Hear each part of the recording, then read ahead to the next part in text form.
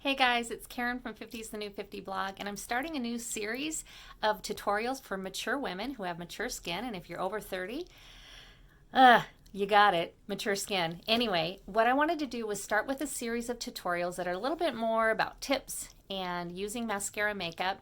And the first one I did a little bit ago was about the perfector sponge and how to prep that, how you can use that perfector sponge, how it's just a must-have.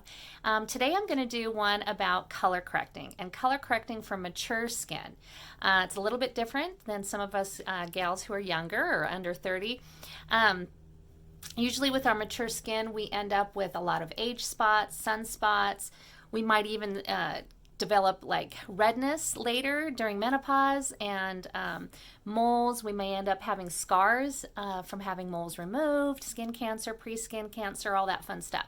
So today I'm going to just do a quick tutorial.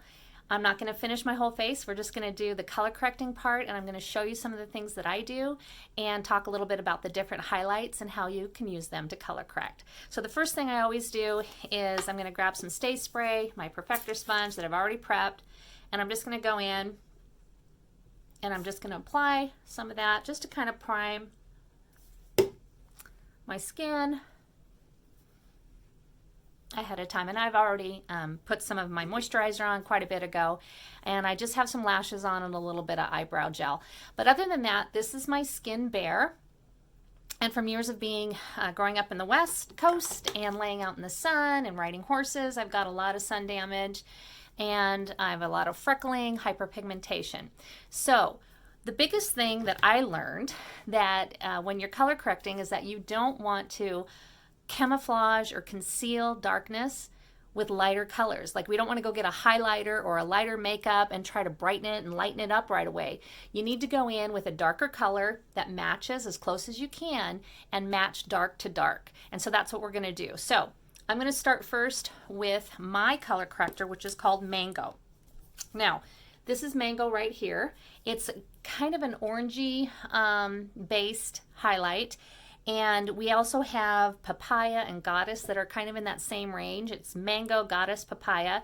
So if you get color matched and you are darker skinned or you have much darker pigmentation, you may get one of those darker color correctors. But Mango is pretty standard, pretty popular one to use, especially for age spots and sunspots and redness. So I like to use it with my finger. Kind of warms it up. I just tap it in there, warms up the cream, and I'm going to now do the same thing and come in here and just tap that on those spots. Now these are some pretty large sunspots. I'm assuming they're not cancerous. Hyperpigmentation, just age spots. Some of them are a little crusty. You know how that goes. Along the side of my face here, I've got a lot of sun damage. So already you can see it looks orangey, a little bit oranger, but it's kind of matched those darker spots by using that Mango. So a couple other places. I get very red along the side of my nose. So not a lot, but I'm just going to dab a little here. And then under my eyes. So under eye darkness, under eye discoloration. Well, it could be blue. It could be purple. It could be brown. It could be all three. All right. And I kind of have almost a purpley brown where sometimes it looks like I have eye makeup on or raccoon eyes underneath. On my lids, they tend to almost look like I kind of have a brown eyeshadow on or a purpley shadow. So I like to put a little bit of that Mango up there. Almost, you know, it's kind of nice. I can almost use it as a primer, but I'm going to put something else over it later. I'm just pressing that in. There's a dark mole up here that bugs me. I had it removed and it grew back darker, which is just great fun. All right. Some more of that kind of sun damage along here. Press that in where I have that. And that will lift up if I've got a little bit too much. Okay. Another little spot, kind of a red. My chin. Now, another great thing is sometimes you can use mango or even papaya if you've got really large pores and darker skin, or kind of a more of a ruddy skin, which is kind of what I have. I don't know, a reddish toned skin. So that is color correcting some of those with the mango. Now, the biggest thing I find is that I get asked, oh, okay, so I put mango on. Now do I just go right in and add my brightener or my highlighter, my brightening? No, we don't want to do that, because we don't want to put a lighter color. We want to go in over the top of all of this with our main highlight that you've been matched to. And for me, that's sandy. But I do want to touch on something, is I have a scar, and it's really hard to see, but it doesn't like to take makeup. It's shiny, like most scars are. It doesn't have any pigment in it. So there's one here, and then there's another scar over here, another mole that was removed. But this time, this one grew back white. So go figure. So I started experimenting with Aspen, and Aspen is one of the contour colors, and it's kind of a grayish taupey. It's right here. And it was suggested to give that a try on scars. So if you have acne scars,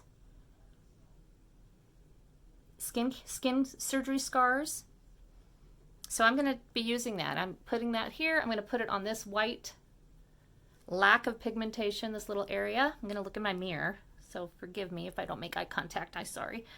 All right, and I have another one here that was taken off. That grew back kind of a whitish. Something else that you can use this color for is large pores, also on lighter skin. So I'm going to try a little bit of that.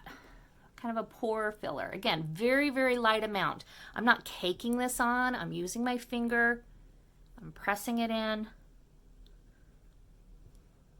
I've got some pretty good pores kind of down here on my chin. Most of us do. So I'm going to use that as kind of a primer. So I've color corrected. Okay, so I've gone in and I've used the Aspen to do a little bit of color correcting and priming on some scars that I had, and the mango on some of my darker pigmentation, sunspots, redness, that kind of stuff. So it doesn't cover these up completely, but it's getting me closer to my natural skin tone. Then what we're going to do is we're going to go over the top of that with our main foundation color. So for me, I'm skipping contouring right now, by the way. For my main foundation, I am Sandy. And so then that's what I've been color matched to. And Sandy is a great neutral. It's a popular one for women my age and coloring. It's more of a peachy. It still has yellow like all the makeups do, but it's more of a peachy, kind of a neutral. It doesn't have too much yellow in it. So the Sandy is right here. So here's that mango, and then here's Sandy. I'm going to use my Buffy brush. I'm going to use this side because I want a little bit more full coverage. Buffy brush is a great brush. All the brushes work great, and you could probably get away with maybe just having one brush. But I like having all of the different brushes because sometimes I want more of a full coverage. They all have different pros and cons. The Buffy brush, you have to be careful that you do not over gouge or get too much because it's a very dense brush.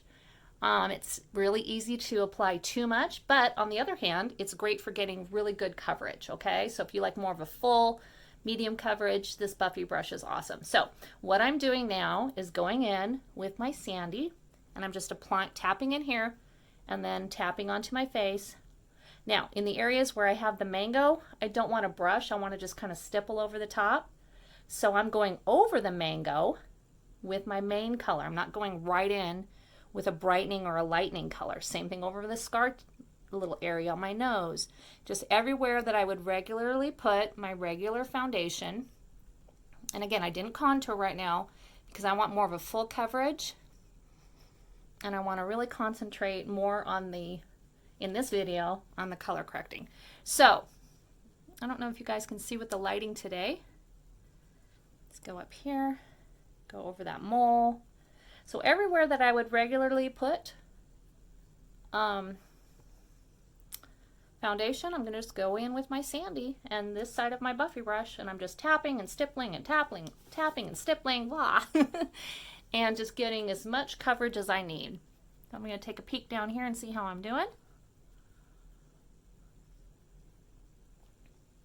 So Not too bad. I can still see that pigmented part. It's not going to go away. You know, I'm not going to be able to cover it up completely. I'm just not. That's okay. But I think I've got good coverage here. I'm going to then take my my Perfector sponge and go in and just kind of start tapping and pressing, melding those 2 and 3 colors together.